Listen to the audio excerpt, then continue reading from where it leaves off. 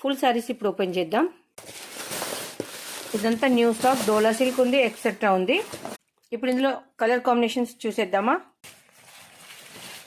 360 rupees dola silk full sari with blouse colour. 360 rupees dola silk full sari with.